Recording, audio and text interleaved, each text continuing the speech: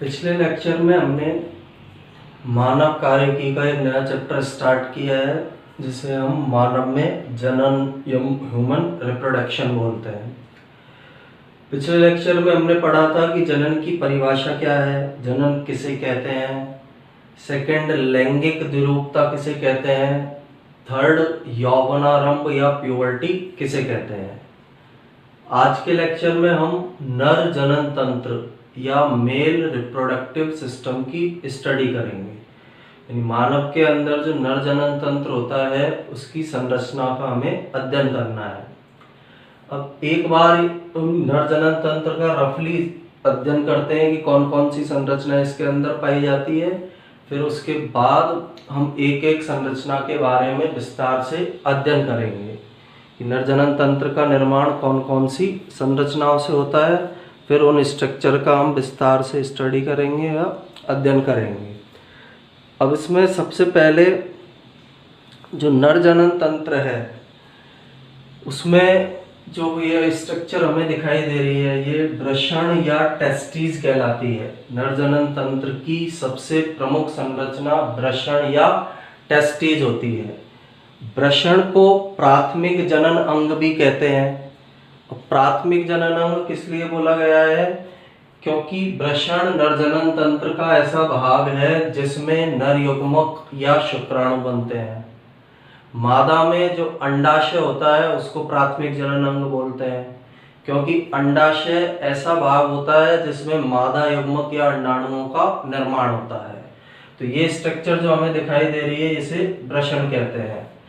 वृषण के अंदर कुछ पालियां उपस्थित होती है, कुछ लॉब्यूल्स उपस्थित होते हैं, उसे वृषण पाली कहा जाता है। वृषण के आंतरिक संरचना में हम देखेंगे तो कुछ पालियां पाई जाती है जिन्हें हम वृषण पाली कहते हैं। हर वृषण पाली से एक ब्रांचेज निकलती है और ये सब आपस में मिलकर वृषण जाल का निर्माण करती है। ये वृषण पाली है, आगे की तरफ बढ़कर इन्होंने वृषण जाल का निर्माण कर लिया। वृषण जाल से कुछ नलिकाएं निकलती है, उन नलिकाओं को हम शुक्र वाहिका कहते हैं। वृषण जाल जो स्ट्रक्चर है उससे नलिकाएं निकलेंगी जिन्हें शुक्र वाहिका कहेंगे, और शुक्र वाहिकाएं अधिवृषण संरचना से जुड़ी रहती है। अब इनका काम क्या है? वृषण पाली के अंदर शुक्राणुओं को उत्पन्न करने वाली कोशिकाएं पाई जाएंगी। जो शुक्राणु मात्र कोशिकाएं, शुक्राणु जनन कोशिकाएं, वो इसके अंदर पाई जाएगी। इसके अलावा इन्हीं में शुक्राणुओं को पोषण प्रदान करने वाली कोशिकाएं पाई जाएंगी। सेकंड, जैसे वृषण पाली में शुक्राणु बनेगा, इससे वृषण जाल में आएगा, वृषण जाल से शुक्र वाहिका में आएगा, शुक्र वाहिका से अधिवृषण में आएगा, अधिवृषण से शुक्र वाहक के माध्यम से वो मूत्र मार्ग से होता हुआ फिर शिश्न से होता हुआ शरीर से बाहर निकलता है। मूत्र मार्ग या मूत्र जनन मार्ग तक वो प्रवेश करता है। तो ये वृषण के बारे में है। सेकंड जो स्ट्रक्चर है अधिवृषण पाई जा रही है। वृषण के ऊपर पाई जाने वाली एक टोपी के समान संरचना या कैप के समान जो संरचना होती है उसे हम अधिवृषण कहते हैं। यहाँ शुक्राणुओं को अस्थायी रूप से संग्रहित किया जाता है, यानी शुक्राणुओं के बनने के बाद कुछ समय के लिए उन्हें इस अधिवृषण संरचना में रखा जाता है। अधिवृषण के बाद हमें दिखाई दे रही है शुक्रवाहक। अधिवृषण में जो शुक्राणु है उनको यह शुक्रवाहक नलिका मूत्र जनन मार्ग में या मूत्र मार्ग तक ले जाने का कार्य करती है। शुक्रवाहिका है, ये इसको आगे की तरफ मूत्र जनन मार्ग तक शुक्राणुओं को पहुंचाने का काम करेगी या शुक्राशय तक पहुंचा देती है। मूत्र जनन मार्ग जो है उससे पहले हमारे पास कुछ ग्रंथियां पाई जा रही है, जैसे शुक्राशय, प्रोस्टेट ग्रंथि, बल्बो यूरेथ्रल ग्रंथि। ये सब सहायक जनन ग्रंथियां होती है। मनुष्य में नर जनन तंत्र के अंदर 3 सहायक जनन ग्रंथियां पाई जा रही है, शुक्राशय, प्रोस्टेट ग्रंथि और बल्बो यूरेथ्रल ग्रंथि। इनसे निकलने वाला स्त्राव और शुक्राणु आपस में मिलकर सीमेन या वीर्य का निर्माण करते हैं। इनसे कुछ पदार्थ स्त्रावित होते हैं, वे पदार्थ और शुक्राणु आपस में मिलकर सीमेन या वीर्य बना देते हैं। इसके अलावा नीचे मूत्र मार्ग दिखाई दे रहा है जो मूत्र जनन मार्ग भी कहलाता है, क्योंकि यहीं से यूरिन का उत्सर्जन किया जाता है और यहीं से सीमेन को या वीर्य को निकाला जाता है। फिर ये स्ट्रक्चर जो दिखाई दे रही है शिश्न कहलाती है। मनुष्य के अंदर जो स्ट्रक्चर हमें दिखाई दे रही है इस स्ट्रक्चर को बोला जाता है शिश्न, जो नर का जनन अंग होता है। ये नर का जनन अंग है।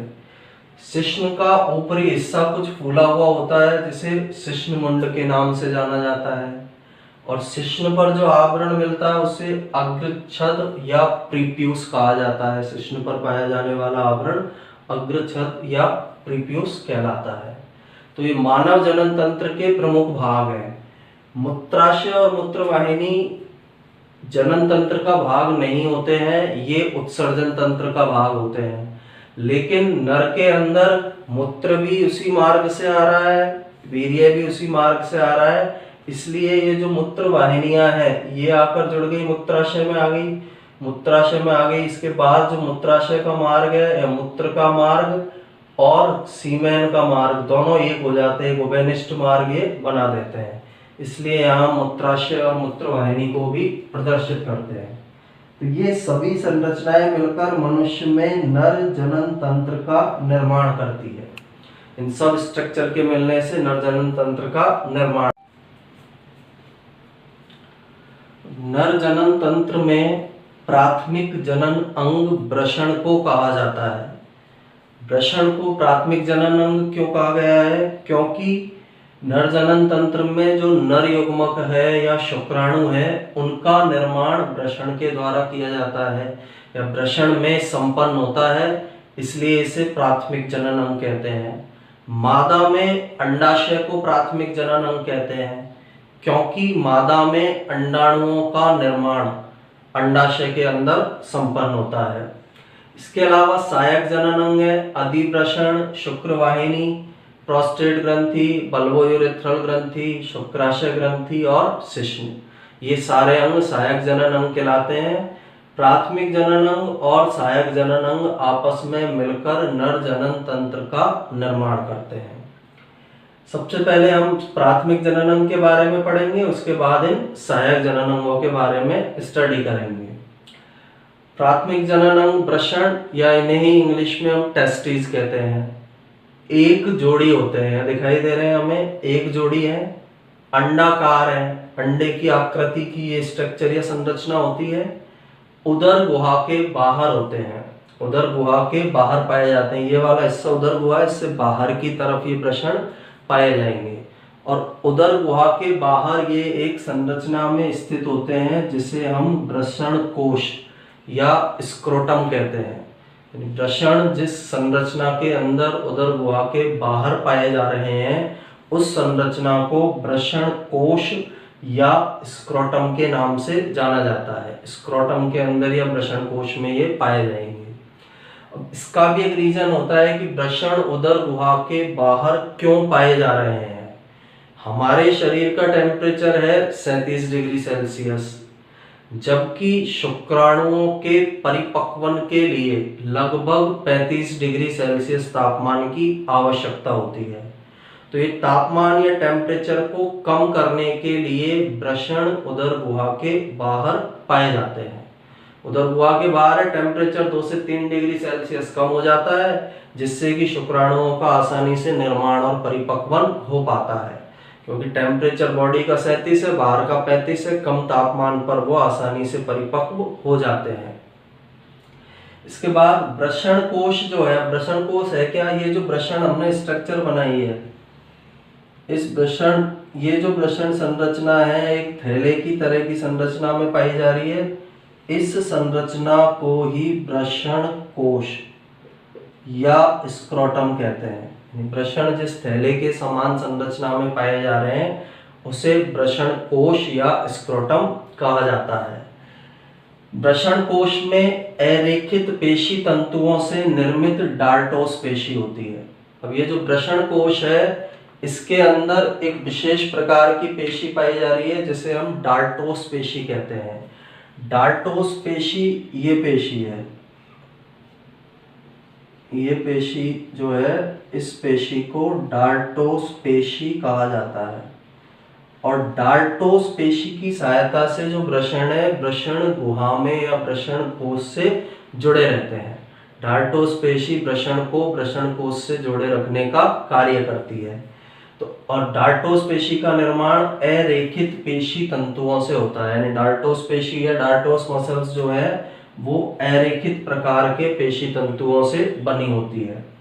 सेकंड, दूसरे प्रकार की पेशी पाई जाती है वृषण कोश में, वृषणोत्कर्ष पेशी या क्रीमेस्टर पेशी। क्रीमेस्टर पेशी या वृषणोत्कर्ष पेशी, यह पेशी वृषण कोश को उदर गुहा से जोड़ती है। अब ये पेशी कहाँ मिलेगी? ये जो वृषण कोश है इसके स्ट्रक्चर में ये पेशी यहाँ पर पाई जाएगी, इसको बोलेंगे हम वृषणोत्कर्ष पेशी या क्रीमेस्टर पेशी। क्रीमेस्टर पेशी, और इस क्रीमेस्टर पेशी की सहायता से जो वृषण कोश है वो उदर गुहा से जुड़े रहते हैं। जो उदर गुहा वाला आंतरिक हिस्सा है उससे इस क्रीमेस्टर पेशी की सहायता से वृषण कोश जुड़े रहते हैं। तो क्रीमेस्टर पेशी का कार्य क्या होता है? वृषण कोश को उदर गुहा से जोड़कर रखने का कार्य यह क्रीमेस्टर पेशी या वृषणोत्कर्ष पेशी करेगी। फिर वृषण कोश के अंदर वंक्षण नाल भी पाई जाती है। जो ये वृषण कोश स्ट्रक्चर है इसी में एक नाल और उपस्थित होती है जिसे हम वंक्षण नाल के नाम से जानते हैं। वृषण कोश में तीसरी स्ट्रक्चर है वंक्षण नाल, इंग्यूनल कैनाल भी इसे बोला जाता है। वंक्षण नाल का कार्य क्या है? भ्रूणीय अवस्था में वृषण शरीर के अंदर उदर गुहा में पाए जा रहे हैं, लेकिन जब बच्चे का विकास होता है, नर का विकास होता है, तो उदर ये जो वृषण है भ्रूण के विकास के समय उदर गुहा से बाहर आते हैं। उदर गुहा से इन वृषणों को वृषण कोश में लाने का कार्य यह वंक्षण नाल या इंग्यूनल कैनाल करती है। यानी बनेंगे उदर गुहा में, निर्मित वहां होंगे, लेकिन वहां से फिर ये बाहर वृषण कोश में आते हैं, तो उन वृषणों को वृषण कोश में लाने के क्रिया में वंक्षण नाल या इंग्यूनल कैनाल सहायक होती है। तो तीन प्रकार की विशेष संरचना है इसमें। डार्टोस पेशी जो वृषण को वृषण कोश से जोड़े रहेगी, क्रीमेस्टर पेशी जो वृषण कोश को उदर गुहा से जोड़े रहती है, एक वंक्षण नाल या इंग्यूनल कैनाल जो भ्रूणीय अवस्था के समय इन वृषणों को उदर गुहा से वृषण कोश में लाने का कार्य करती है। इसके बाद प्रत्येक वृषण 4 सेंटीमीटर मोटा होता है। जैसे वृषण की हम स्ट्रक्चर की बात करें, ये वृषण है तो इसकी जो मोटाई होगी 4 सेंटीमीटर होगी। 2.5 सेंटीमीटर लंबा होता है, इसकी लंबाई 2.5 सेंटीमीटर पाई जाती है, और इसका वजन 10 से 15 ग्राम होता है। एक टेस्टिस या एक वृषण में 10 से 15 ग्राम वजन पाया जाता है। तो लंबाई है, मोटाई है 4, उसकी लगभग आधी इसकी लंबाई होती है, और भार 10 से लेकर 15 ग्राम इसमें पाया जाएगा।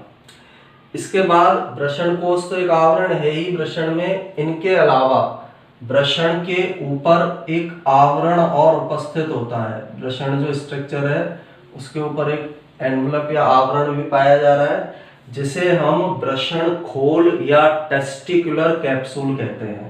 यानी जो ये वृषण है स्ट्रक्चर, इस वृषण के ऊपर एक आवरण पाया जाता है जिसे वृषण खोल, ये वृषण खोल या टेस्टिकुलर कैप्सूल कहलाता है। अब ये जो आवरण हमें दिखाई दे रहा है ये वृषण खोल है, ये वृषण है। वृषण खोल में भी 2 परतें होती है, इसको भी आगे हम मॉडिफाई करके देखें इस वृषण खोल को, तो इसके अंदर भी 2 लेयर पाई जाती है। इस तरह की 2 लेयर इसके अंदर पाई जाएगी। इसका जो बाहरी परत या बाहरी आवरण है ट्यूनिका वेजाइनेलिस या यौनिक स्तर कहलाता है। ये वाला जो आवरण दिखाई दे रहा है ये ट्यूनिका वेजाइनेलिस या यौनिक स्तर कहलाएगा, जिसका निर्माण उदरावरण से होता है। उदर गुहा का जो आवरण पाया जा रहा है उदर गुहा में, उस उदरावरण से ये बाहर वाली परत निर्मित होगी जिसे ट्यूनिका वेजाइनेलिस या यौनिक स्तर कहते हैं। ये ट्यूनिका वेजाइनेलिस या यौनिक स्तर है। अंदर वाला आवरण ये सेकंड नंबर का जो दिखाई दे रहा है, ट्यूनिका एल्ब्यूजिनिया या श्वेत कंचुक स्तर कहलाता है। आंतरिक जो भित्तीय परत है इसको आवरण को हम ट्यूनिका एल्ब्यूजिनिया या श्वेत कंचुक स्तर कहते हैं और यह श्वेत तंतु में संयोजी ऊतक से बना होता है, इसका निर्माण श्वेत तंतु में संयोजी ऊतक से होगा। तो वृषण पर उपस्थित आवरण वृषण खोल या टेस्टिकुलर कैप्सूल है। इस टेस्टिकुलर कैप्सूल या आवरण में भी दो परतें होंगी। बाहरी परत को बोला जाता है ट्यूनिका वेजाइनेलिस, आंतरिक परत को बोला जाता है ट्यूनिका एल्ब्यूजिनिया। ये दो परतों का बना हुआ वृषण खोल वृषण पर उपस्थित होगा। तो इसके भी नोट्स बनाने के लिए आप इसका स्क्रीनशॉट ले सकते हैं।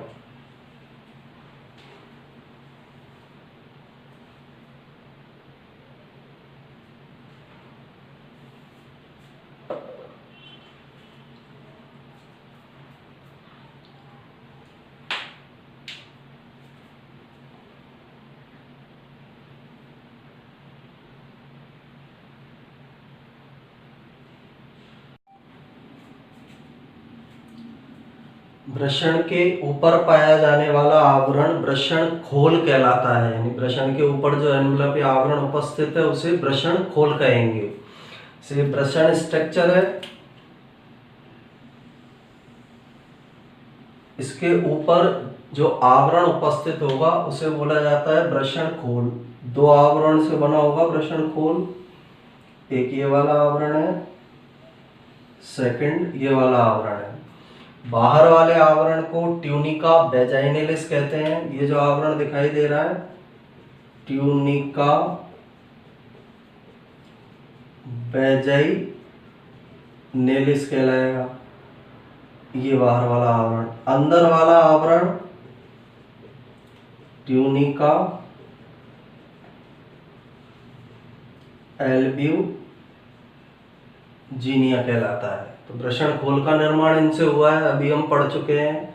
तो ये आंतरिक स्तर जो ट्यूनिका एल्ब्यूजिनिया है यह वृषण में अंदर की तरफ धस जाता है। ये वाला जो आंतरिक स्तर है यह वृषण के अंदर इस प्रकार से अंदर की तरफ धसेगा, इस प्रकार से ये स्तर अंदर की तरफ धसेगा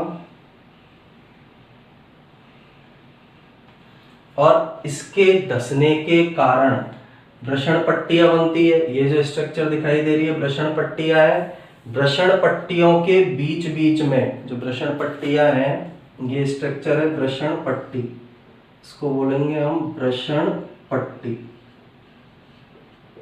और ट्यूनिका एल्ब्यूजिनिया अंदर धसा वृषण में और उसमें अंदर धसकर उसने वृषण पट्टी का निर्माण किया। इस वृषण पट्टी के बीच बीच में इस तरह की पालियां पाई जाती है। इस तरह की पालियां इन वृषण पट्टियों के बीच में उपस्थित होगी। इन पालियों को वृषण पाली कहते हैं।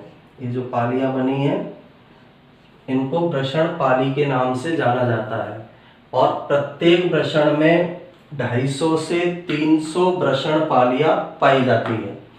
यानी इसके अंदर क्या हुआ है, वृषण के ऊपर आवरण था वृषण खोल जिसे हमने बोला था टेस्टिकुलर कैप्सूल जिसे बोलते हैं। टेस्टिकुलर कैप्सूल भी दो स्तरों से बना है। बाहर वाला स्तर ट्यूनिका वेजाइनेलिस, अंदर वाला स्तर ट्यूनिका एल्ब्यूजिनिया। ट्यूनिका एल्ब्यूजिनिया वृषण में अंदर की तरफ धसकर वृषण पट्टियों का निर्माण करता है और वृषण पट्टियों के बीच बीच में जो पालियां होती है उन्हें वृषण पाली कहते हैं। और प्रत्येक वृषण में 250 से लेकर 300 तक वृषण पालियां पाई जाती है। तो 250 से 300 और वृषण के अंदर इन वृषण पालियों की संख्या होगी। अब एक वृषण पाली को यदि हम बड़ा करके देखें, जैसे ये एक वृषण पाली है, तो एक वृषण पाली के अंदर 2 से लेकर 3 शुक्र जनन नलिकाएं मिलती है। वृषण पाली इसके अंदर 2 से लेकर 3 तक शुक्रजनक नलिकाएं पाई जाएंगी। ये जो स्ट्रक्चर है वृषण पाली और ये जो स्ट्रक्चर हमें दिखाई दे रही है शुक्रजनक नलिकाएं। तो हर वृषण पाली में 2 से लेकर 3 तक शुक्रजनक नलिकाएं उपस्थित होती है। 2 से लेकर 3 तक हर वृषण पाली में शुक्रजनक नलिका की संख्या होगी।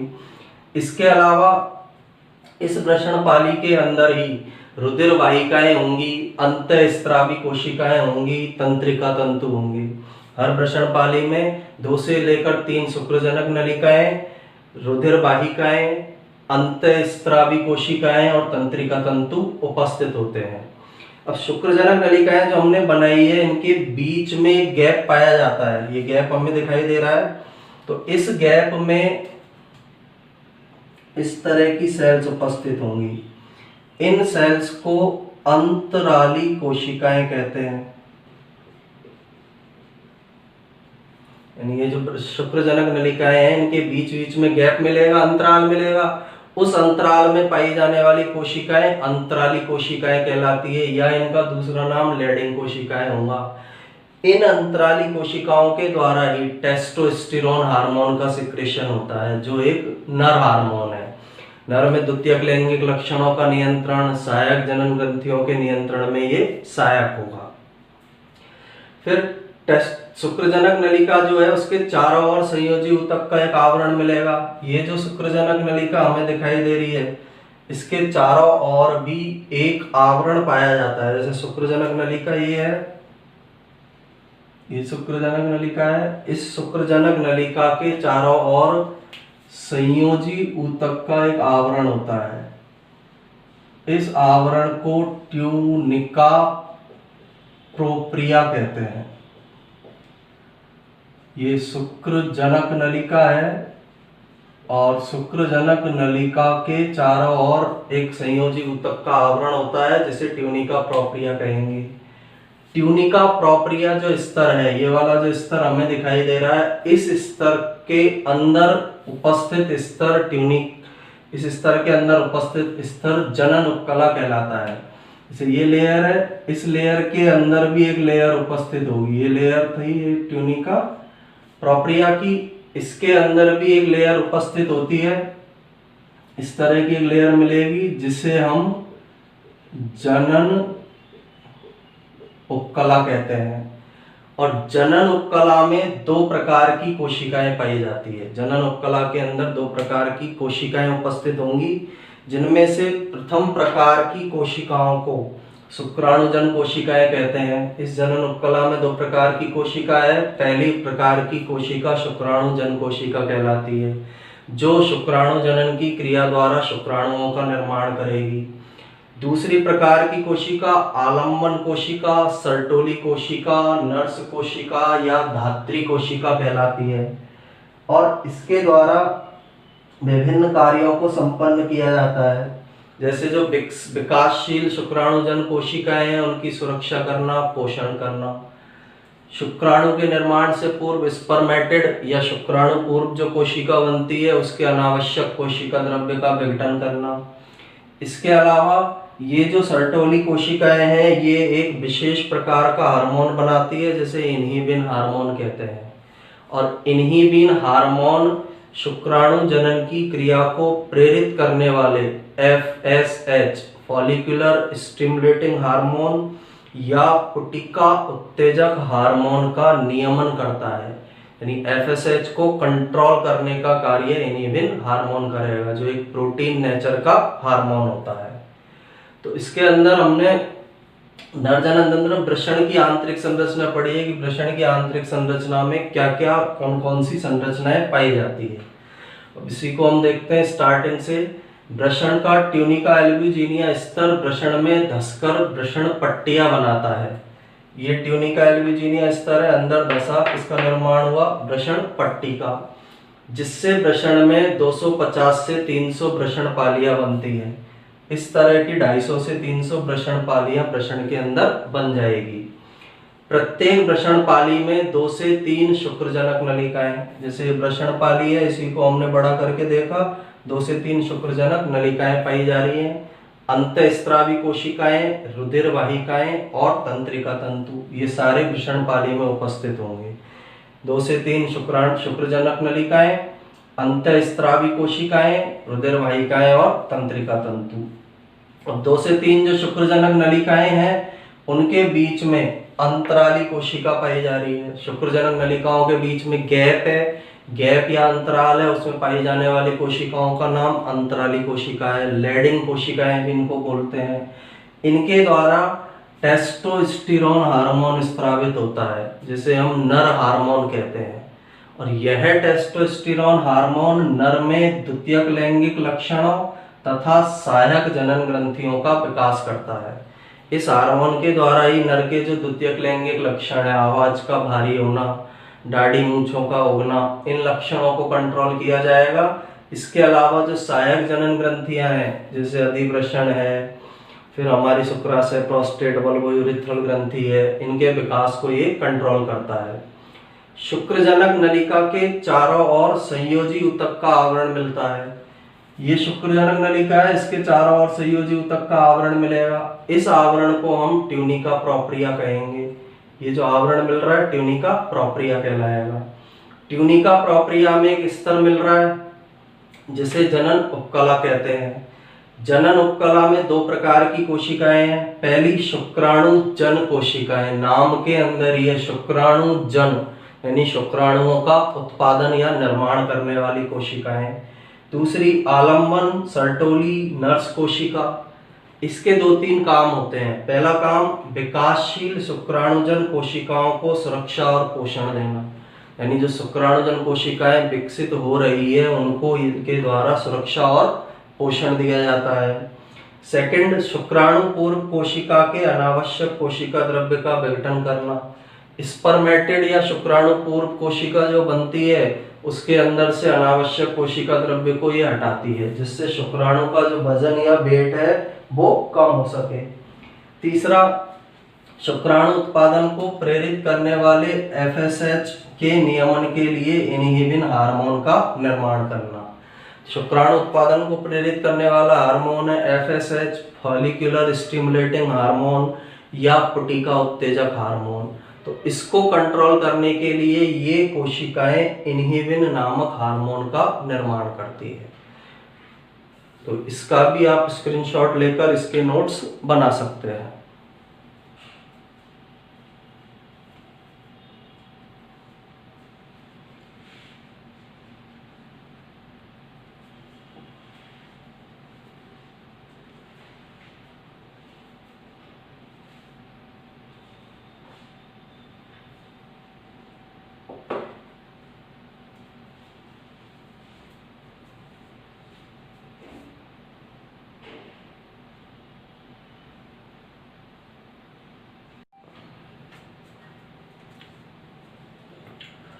वृषण पाली की स्ट्रक्चर के बारे में अभी हमने पढ़ा है कि जो वृषण पाली है, ये जो हमें दिखाई दे रही है वृषण पाली है। इस वृषण पाली में अंदर शुक्रजनक नलिकाएं पाई जा रही है। इस तरह से अंदर शुक्रजनक नलिकाएं मिलेंगी। ये जो शुक्रजनक नलिकाएं हैं आगे की ओर बढ़कर इस तरह से सभी वृषण पालियों से नलिकाएं निकलेंगी। इस तरह से शुक्रजनक नलिकाएं जो पाई जा रही है आगे की ओर बढ़कर नलिकाओं के एक जाल में खुलती है। छोटी छोटी नलिकाओं के एक जाल के अंदर ये खुलेगी। ये छोटी छोटी नलिकाओं का एक जाल पाया जा रहा है। इस तरह का एक जाल उपस्थित होता है और इस जाल को वृषण जाल या रेटिटेस्टिस कहते हैं। यानी वृषण पाली में से शुक्रजनक नलिकाएं जो है इन छोटी छोटी नलिकाओं के अंदर खुलती है, नलिकाओं के एक जाल के अंदर खुलती है, जिसे वृषण जाल या रेटिटेस्टिस कहा जाता है। इस जाल को हम वृषण जाल या रेटिटेस्टिस के नाम से जानते हैं। अब रेटिटेस्टिस जो है उससे 15 से 20 नलिकाएं निकलती है। इस रेटिटेस्टिस में से भी 15 से 20 नलिकाएं इस तरह की नलिकाएं निकलेंगी। और ये जो नलिकाएं रेटिटेस्टिस में से निकल रही है उन्हें शुक्र वाहिका कहा जाता है।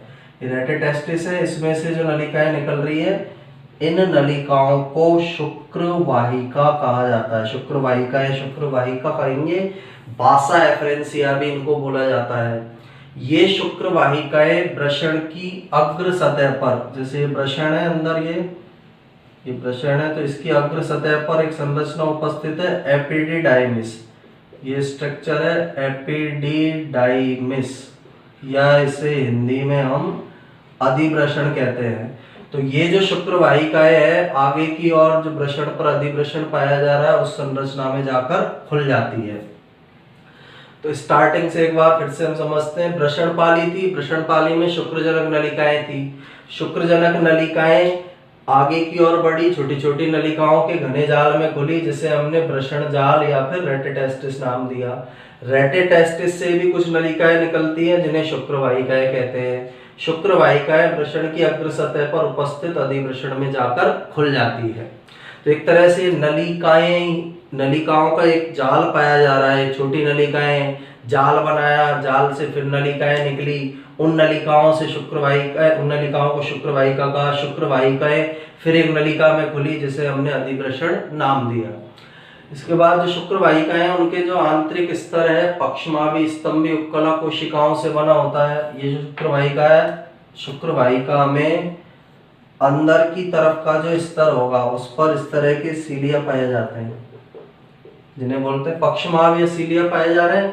तो इन सीलिया वाले स्तर से इसका निर्माण होगा और आंतरिक स्तर पक्षमावी स्तंभी उपकला से बना हुआ होता है। यह जो पक्षमावी स्तर है यह शुक्राणुओं के गमन में सहायता करता है।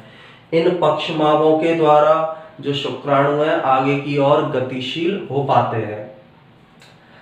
तो इसमें देखिए डायग्राम में वृषणपाली में शुक्रजनक नलिकाएं हैं। शुक्रजनक नलिकाएं आगे की ओर वृषण जाल या रेटिटेस्टिस में खुली। इस वृषण जाल से शुक्र वाहिकाएं निकली। ये शुक्र वाहिकाएं अधिवृषण के अंदर जाकर ओपन हो जाती है। अधिवृषण को ही हम एपिडिडाइमिस कहते हैं। और फिर से इसको रिवाइज करते हैं हम। शुक्रजनक नलिकाएं छोटी छोटी नलिकाओं के घने जाल में खुलती है। ये जाल दिख रहा है, ये शुक्रजनक नलिका है जिसे वृषण जालक या रेटिटेस्टिस कहते हैं। तो शुक्रजनक नलिकाएं जिस जाल के अंदर खुलेगी छोटी छोटी नलिकाओं के, उसको वृषण जालक या रेटिटेस्टिस कहेंगे। वृषण जालक से 15 से 20 कुंडलित नलिकाएं निकलती है। इस वृषण जालक से इस तरह की नलिकाएं निकलेंगी जिनकी संख्या 15 से 20 होगी। इन्हें शुक्र वाहिकाएं या बासा एफरेंशिया कहा जाता है। शुक्र वाहिकाएं वृषण की अग्र सतह पर उपस्थित अधिवृषण में खुल जाती है। शुक्र वाहिकाएं 15 से 20 निकली, अधिवृषण में जाकर खुल जाएगी, यानी अधिवृषण में शुक्राणुओं को पहुंचा देती है जहां पर शुक्राणुओं का अस्थायी संग्रह होगा। शुक्र वाहिकाओं का आंतरिक स्तर पक्षमावी स्तंभी उपकला कोशिकाओं का बना होता है। अंदर के स्तर पर इसमें पक्षमाव पाए जा रहे हैं। ये पक्षमाव शुक्राणुओं की गति में सहायता करने का कार्य करते हैं। अब मनुष्य में वृषण उदर गुहा के बाहर वृषण कोश में पाए जाते हैं, अंदर नहीं पाए जा रहे हैं। तो वृषण उदर गुहा के बाहर वृषण कोश में स्थित होते हैं। कारण इसका हमने पहले भी बताया है। शरीर का तापमान है 37 डिग्री सेल्सियस। इस टेम्परेचर पर शुक्राणु परिपक्व नहीं हो सकते हैं, इसलिए 2 से 2.5 डिग्री सेल्सियस तापमान कम करने के लिए वृषण जो स्ट्रक्चर है उसको वृषण कोश में रखा गया है। यानी कि उदर गुहा से बाहर वृषणों को वृषण कोश में रखा गया है, क्योंकि वृषण कोश का तापमान शरीर के तापमान से 2 से 3 या 2 से 2.5 डिग्री सेल्सियस कम होता है। इस कम तापमान पर शुक्राणु आसानी से परिपक्व हो जाते हैं। तो वृषण उदर गुहा के बाद वृषण कोश में स्थित है, क्योंकि शुक्राणुओं का परिपक्वन शरीर के तापमान से 2 से 2.5 डिग्री सेल्सियस कम तापमान पर हो सकता है। तो इस टेम्परेचर को कम करने के लिए वृषणों को उदर गुहा के स्थान पर वृषण कोश में रखा जाता है। अब गर्मियों में तो टेम्परेचर ऑटोमेटिक इसका 2.5 डिग्री सेल्सियस 2 डिग्री सेल्सियस कम है। सर्दियों में वृषण कोश का तापमान कम होगा क्योंकि बाहर तापमान कम है। तो डार्टोस पेशी और क्रिमिस्टर पेशी, वृषणोत्कर्ष पेशी सिकुड़ जाती है। इनकी स्ट्रक्चर हमने भी पहले पढ़ा है। डार्टोस पेशी वृषण को वृषण के जो कोश है उससे जोड़ती है। क्रिमिस्टर पेशी जो है वृषण कोश को उदर गुहा से जोड़ती है। तो ये दोनों पेशियां सिकुड़ेंगी जिससे वृषण कोश उदर गुहा के पास आ जाते हैं। यानी सर्दियों में जो वृषण कोश है वो ऊपर की तरफ खिंच जाते हैं। ऊपर की तरफ खिंचेंगे तो बॉडी का टेम्परेचर हमारा निश्चित है 37 डिग्री, तो उस शरीर के तापमान से वृषण कोश के तापमान निश्चित बना रहता है। गर्मियों में नीचे रहेंगे, थोड़ा नीचे की तरफ स्थित होते हैं वृषण कोश। सर्दियों में टेम्परेचर बाहर का कम होगा तो ये डार्टोस पेशी और क्रीमेस्टर पेशी की सहायता से उधर गुहा के पास ऊपर की तरफ खिंच जाते हैं, जिससे बॉडी के टेम्परेचर से वृषण कोश का तापमान निश्चित बना रहेगा और वहां शुक्राणुओं का परिपक्वन हो पाएगा। तो अभी तक हमने वृषण की स्ट्रक्चर के बारे में स्टडी की है, टेस्टिस के बारे में स्टडी की है कि वृषण के अंदर कौन कौन से भाग पाए जा रहे हैं। ये प्राथमिक जनन अंग है। इसके बाद जो हम पढ़ेंगे अब वो सहायक जनन अंग होते हैं। प्राथमिक जनन अंग का कारण बताया, इसके अंदर शुक्राणु बन रहे हैं, इसलिए इनको प्राथमिक जनन अंग बोला है। एक बार इसको स्टार्टिंग से रिवाइज करते हैं। वृषण जो है स्ट्रक्चर वृषण कोश में पाई जा रही है, कारण अभी बताया किस कारण से पाई जा रही है। वृषण कोश जो है उसके अंदर वृषण उपस्थित होते हैं, क्योंकि शरीर का जो तापमान है उससे 2 से 2.5 डिग्री सेल्सियस कम तापमान वृषण कोश का पाया जाता है। सेकंड, जो वृषण की स्ट्रक्चर है, वृषण की स्ट्रक्चर में वृषण के ऊपर जो आवरण पाया जा रहा है उसका ट्यूनिका एल्बुजिनिया स्तर अंदर धसा, जिससे वृषण पट्टी बनी। वृषण पट्टी के कारण वृषण में पालियां बन जाती है, जिन्हें हम वृषण पाली कहते हैं। वृषण पाली में शुक्र जनन नलिकाएं पाई जा रही है, और शुक्र जनक नलिकाओं के बीच में गैप पाया जा रहा है, तो उसमें अंतराली कोशिकाएं पाई जा रही है। शुक्र जनक नलिकाएं शुक्राणुओं का उत्पादन करती है। अंतराली जो कोशिकाएं हैं, अंतराली कोशिकाओं के द्वारा टेस्टोस्टेरोन हार्मोन स्रावित किया जाता है, जो नर हार्मोन है, नर के द्वितीयक लैंगिक लक्षणों का विकास करता है। सहायक जनन जो होंगे उनकी संरचना का ये विकास करेगा। वृषण पाली में जो शुक्र जनक नलिकाएं हैं, वो शुक्र जनक नलिकाएं आगे की और छोटी छोटी नलिकाओं के जाल में खुलती है, जिसे वृषण जालक या रेटिटेस्टिस कहते हैं। यह रेटिटेस्टिस 15 से 20 कुंडलित नलिकाओं, इस रेटिटेस्टिस से 15 से 20 कुंडलित नलिकाएं मिलेगी, जिन्हें शुक्र वाहिका या बासा एफरेंसिया कहते हैं। ये शुक्र वाहिकाएं वृषण की अग्र सतह पर उपस्थित अधिवृषण संरचना के अंदर ओपन हो जाती है। तो वृषण की स्ट्रक्चर है, वृषण की आंतरिक संरचना है। इसके बाद हम सेकंड इसका जो पार्ट है नरजनन तंत्र का, अधिवृषण या एपिडिडाइमिस की स्टडी करेंगे। इसके भी नोट्स बनाने के लिए आप इसका स्क्रीनशॉट ले सकते हैं।